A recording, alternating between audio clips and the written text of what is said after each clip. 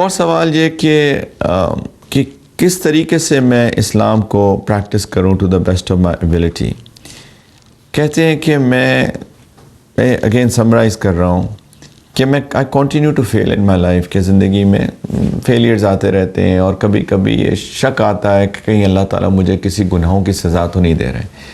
دیکھیں، دنیا دارالامتحان ہے. یہ چیز ہمیں سب کو یاد رکھنی چاہیے. یہ چیز مجھ کو بھی یاد رکھنی چاہیے، یا آپ کو بھی یاد رکھنی چاہیے کہ دنیا دارالامتحان ہے. یہ امتحان کی جگہ ہے.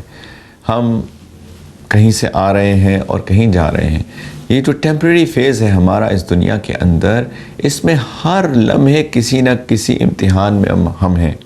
وہ امتحان کبھی کبھی کسی نقصان کی شکل میں آتا ہے، اور وہ امتحان کبھی کبھی کسی فائدے کی شکل میں آتا ہے. اللہ تعالیٰ نے فرمایا قرآن کے اندر کہ میں تمہیں آزماؤں گا بالخیر والشر، خیر کے ساتھ شر کے ساتھ. اور یقین جانیں کہ خیر کا جو امتحان ہے نا، وہ شر کے امتحان سے زیادہ مشکل امتحان ہے.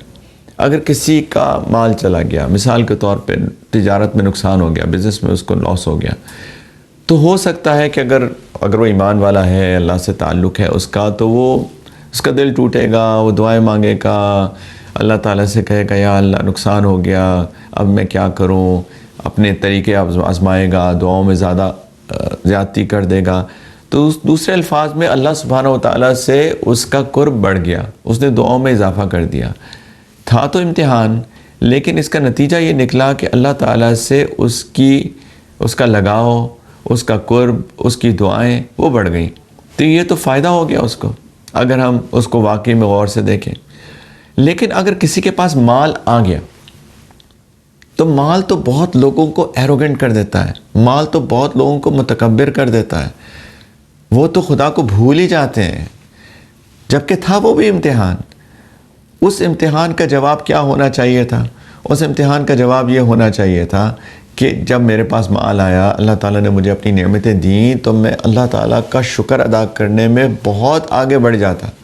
میں اس مال کو اچھے راستے میں خرچ کرتا، غریبوں پہ خرچ کرتا، اللہ تعالیٰ کے دین کی اس کو پھیلانے میں خرچ کرتا، اپنے رشتہ داروں پہ خرچ کرتا، وغیرہ وغیرہ. بہت سارے ایونیوز ہیں اچھی جگہ مال خرچ کرنے کے.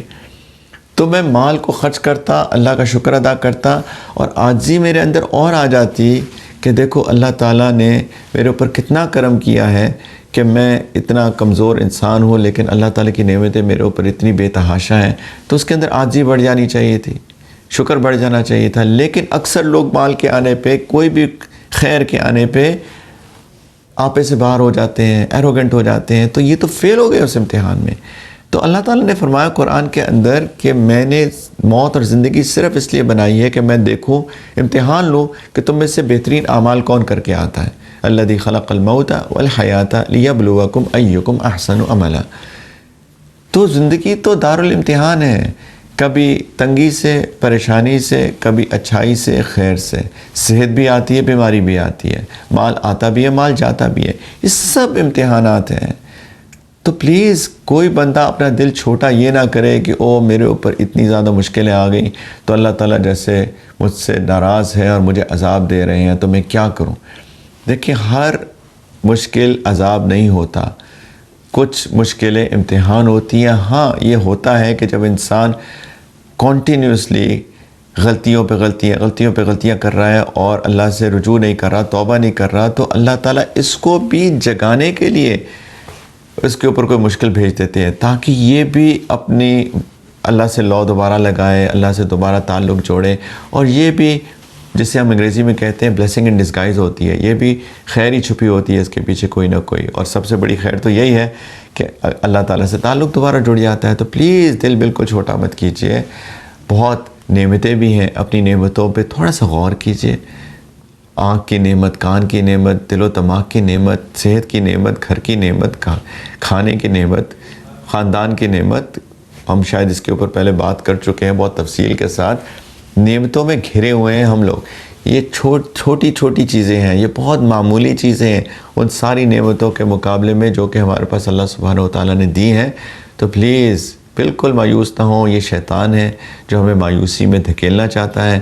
اللہ تعالیٰ فرماتے ہیں لا تقنطوا من رحمت اللہ، اللہ کی رحمت سے کبھی نا امید مت ہونا، کبھی بھی نا امید مت ہونا۔